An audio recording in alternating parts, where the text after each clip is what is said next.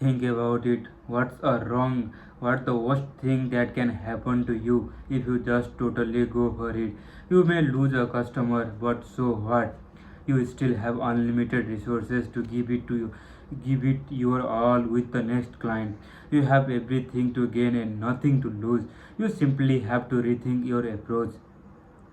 This brings me the topic of overcommitting and another crowded upon and misunderstood issue in business today. How many times have you been told to undercommit and overdeliver? I have never heard anything so backward and ridiculous. Let's say you are putting on Broadway so that you are advertising to the public. Should you announce that you have a mediocre cast with just average signing ability and then wait until opening night to overdeliver? Of course not. This phrase suggests that overcommitting, or at the very least fully committing, somehow puts you in a danger. If you are then not able to deliver as promised, you will leave the other partly other party dissatisfied. Why not overcommit in your promise and then exceed by over delivering as well? Tell everyone about your spectacular Broadway cast and compel them with a seat show for themselves. Overcommit and overdeliver. Overcommit and overdeliver. I find that the greatest commitment I make to client, the higher my level of delivery naturally become. It is as though I am promising to both of them and myself to reach a new level of what I am able to do for them. The more energy I devote to the market, my clients or my family, the more intent I am upon delivering exactly what I said I was going to. This of course goes back to the acting with 10x effort rather than 1x effort. It's easy for someone to claim to be giving 110% but then fail to fully commit, either because the person is playing it safe or is afraid that he or she he or she won't perform to this level of necessity. A common problem that almost every business faces is the tendency to increase appointment in order to present product or idea. People who request an appointment aren't willing to overcommit to the person who has to give up his or her valuable time in order to see them. Grand claims over commitment and extreme promises will immediately separate you from the masses and therefore force you to deliver the 10x level. The only way to increase appointment is to increase the number of people to whom you speak and then amplify the reason why they should make time for you. The same goes for every step of sales process, whether it's involved follow-up, flyers, regular mail, email, social media, phone calls, personal visit, event, meeting, or any other action you take. Overcommit to your energy, resources, creativity, and persistence. Know that you are all in on every activity, every time you take action, every day you are in a business. Now you might worry, as so many people do, about not being able to deliver, and that is certainly a problem. However, as we discussed earlier, you need to new problem. They are the sign that you are making progress and heading into the right direction. Learn to commit first and figure out how to show up later. Most people simply never bother to perform and instead spend their time trying to wrap their heads around the things that may never happen for them. Anyone who does not face new problem but who instead grapple with the same old problem his or her whole life is not moving forward.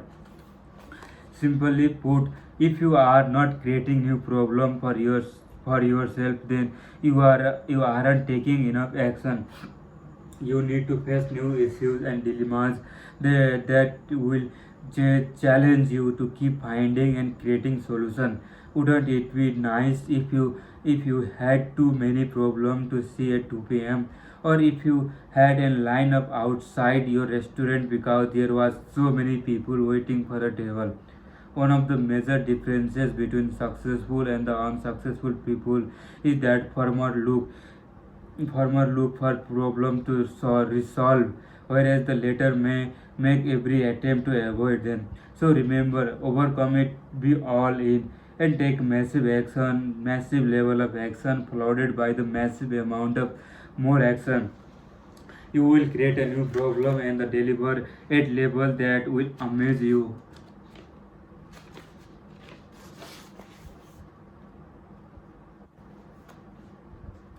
What does it mean to go all in? Why do most member of society discourage this? This is the reason why salespeople fail.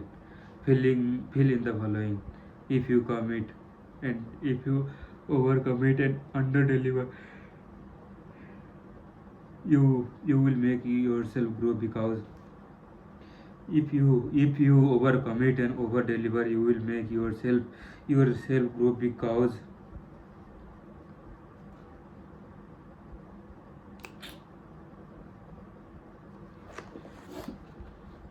chapter 14, expand, never contract.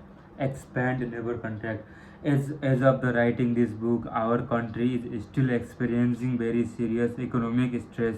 Unemployment unemployment number of financial uncertainty are reaching heights not seen since the Great Depression. During major economic contraction like this, the whole becomes convinced to reduce, save, and be careful and stay cautious. Although this mindset focuses on the self-preservation and the protection of assets, it is very kind of thinking that will guarantee you never get what you want. And although the majority of world has endured the state of contraction, a small percentage of people and companies of contraction, a small percentage of people and companies are still capitalizing by example. These people understand that this time of tightening are unique opportunities to take from those who are taking a defensive posture by reducing spending.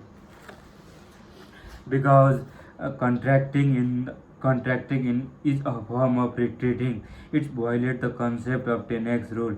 It demands that you continue to act, produce, and create a massive quantity regardless of the situation and the circumstances. I will admit that it can be very difficult and counterintuitive to expand while others are taking protective measures. However, it is approach you must adopt in order to take advantage of the opportunity. Remember, regardless of the what is happening in the world at any given time, most people are not taking massive action. Although there are, of course, time when you must defend, retreat, and conserve, you should only do so for the short period of time in order to prepare yourself to reinforce and attack again. You would never contract its continued business effort. Although we frequently seem to hear reports of companies that failed because they expand too fast, the case of many of them probably was not so simple. Most companies fail not because they stay on the offensive, but because they don't properly prepare themselves for the expansion and can't dominate their sector. Can't dominate their sector. The idea of constant unwavering expansion is counterintuitive and even unpopular. However, it will separate you from the rest of the pack more than any other single activity. The task of expanding when others are contracting should not be reduced to some simplistic concept. This is very difficult discipline to apply in the real world. At once you get into a group of making it your innate method of responding, and the ability to continuously, relentlessly attack any activity will give way to forward movement. Any disagreement any disagreement with this comes because most people only attack to the point where they meet resistance and then back up. It's a kind of like challenging and a school lad, bully and then running away. It's always turned out badly. If you approach trial in this way, the market, your client and your competition will not believe that you are committed to persistent attack. Therefore, they will threaten or criticize you, and you will back up. You will figure that it didn't work, but the only reason why it didn't work is because you didn't stick with it long enough for the market, your client, and your competition to finally submit to your effort. Repeated attack over extension period of time will always be successful. You must implement the tactic of expansion regardless of the what whether the economy and those surrounding you encourage you to you to do so. I say this because we live in society that promote contraction most of the time, and when it does support expansion, it is typically too late in cycle. Hence the recent meltdown. News of contraction should serve as an indicator for you to do the contrary. You never want to blindly follow the masses. They are almost always wrong. Instead of following the pack, lead them. The way out is to expand, push, and take action, regardless of what others are saying and doing. I watched others in my sector cut off and promotion dollar during the recent recession, which served as the green light for me to argument my own forces. I didn't cut employees or promotional spending. Instead, I increased the both even though I saw our revenue shrink with the rest of world. I opted to cut my own salary as an alternative. I redirected those monies to promote the business, which helped to increase my footprint and take market share from the other organizations that were retreating. In fact, I spent more money to advertising, marketing, and promotion in the course of 18 months than I had 18 years. Realized how counterintuitive this was. I fully admit that it was scary and that I often second guessed my action. Yet I knew that if I could continue to keep pushing forward, I would gain tremendous ground. Even more important than the money I spent were the demand I made on my staff and myself to repeatedly expand the use of our most valuable resources: energy, creativity, persistence, and contact with our client. By doing so, we immediately increased the production in every area: phone call, email, e-newsletter, social media post, personal visit, speaking engagement, teleconference, webinar, Skype conference, and the like.